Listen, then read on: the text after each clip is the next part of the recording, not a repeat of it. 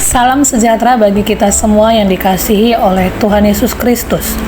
Perenungan kita pada hari ini terambil dari Markus 5 ayat 1-20. Saya memberikan tema bagi kita, Yesus terlebih besar. Dalam kehidupan kita, mari kita renungkan siapa atau apa yang memiliki peran terbesar dalam hidup kita. Kekayaan, tahta atau kedudukan, orang tua, suami atau pacar, atau yang lainnya. Dalam perikop ini, kita belajar bahwa ada satu pribadi yang memiliki kuasa yang sangat luar biasa. Siapakah dia? Dia adalah Yesus Kristus. Dalam perikop ini dijelaskan ada seseorang yang kerasukan roh jahat yang menyebut namanya Legion. Mari kita lihat kondisinya sebelum bertemu dengan Yesus. Dia tinggal di pekuburan, dirantai, dibelenggu, berteriak-teriak dan memukuli dirinya sendiri. Dari hal ini sangat jelas bahwa dia sangat tersiksa dan tidak seorang pun yang sanggup mengikatnya sekalipun dengan rantai. Itulah kondisi orang tersebut. Dalam ayat yang ke-6 dituliskan bahwa apa yang terjadi saat orang yang kerasukan roh itu saat melihat Yesus dari jauh. Ia berlari mendapatkan Yesus lalu menyembah Dia.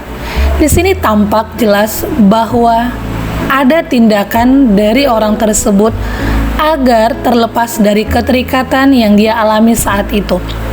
Mari kita lihat apa yang Yesus lakukan akan orang ini. Yang pertama sekali, Tuhan menanyakan siapa nama orang itu. Dia menjawab Legion, karena roh yang mengikat orang tersebut banyak. Seketika itu juga Yesus yang penuh kuasa menghardik roh-roh itu pada sejumlah kawanan babi yang jumlahnya kira-kira 2.000 ekor. Saat Yesus menghardik roh-roh itu pada kawanan babi-babi itu, maka babi-babi itu terjun dari tepi jurang ke dalam danau dan mati lemas di dalamnya. Saat hal itu terjadi, para penjaga babi itu lari dan menceritakan hal itu di kota-kota dan kampung-kampung sekitarnya. Maka orang melihat apa yang terjadi atas orang yang kerasukan itu. Ia duduk, sudah berpakaian dan sudah waras. Tapi miris bahwa orang-orang sekitarnya saat itu malah mendesak Yesus supaya meninggalkan daerah mereka. Hal ini disebabkan karena kehadiran Yesus mendatangkan kerugian pada mereka. Kerugian dalam hal apa saja? Yang pertama, secara ekonomi atau pendapatan. Saat itu kurang lebih 2.000 ekor babi mati. Mari kita coba hitung. Seandainya masing-masing dari 2.000 ekor babi itu, satu ekornya 70 kg. Maka 2.000 dikali 70 sama dengan 1.400.000 kg.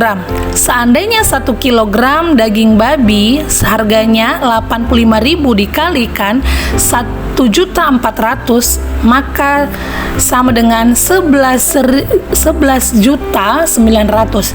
Itulah kerugian yang terjadi pada pemilik babi saat itu. Wow, sangat besar ya.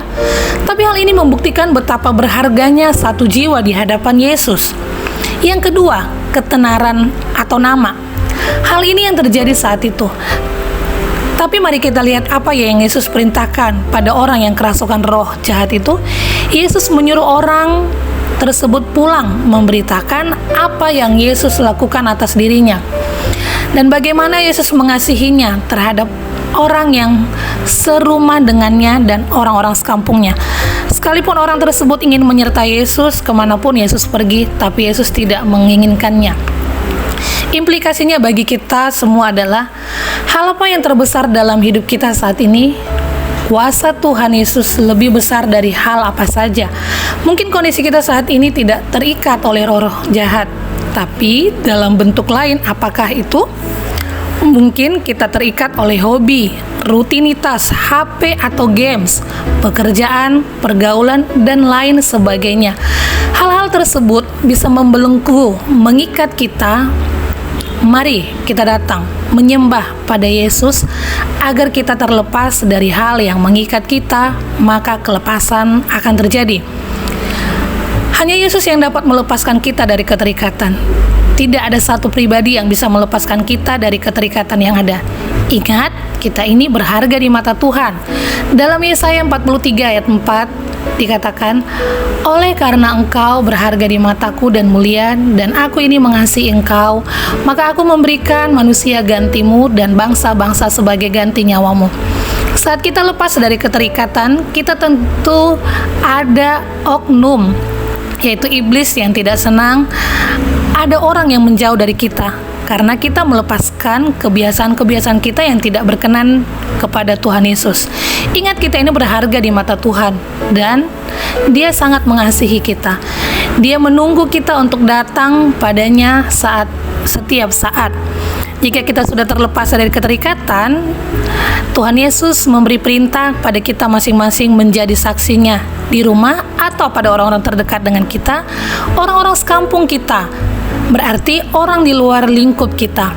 Mari saksikan perbuatan besar Tuhan Yesus atas kita, sehingga orang lain juga merasakan bahwa Yesus penuh kuasa dan menyatakan Yesus terlebih besar atas segala sesuatunya. Tuhan Yesus memberkati.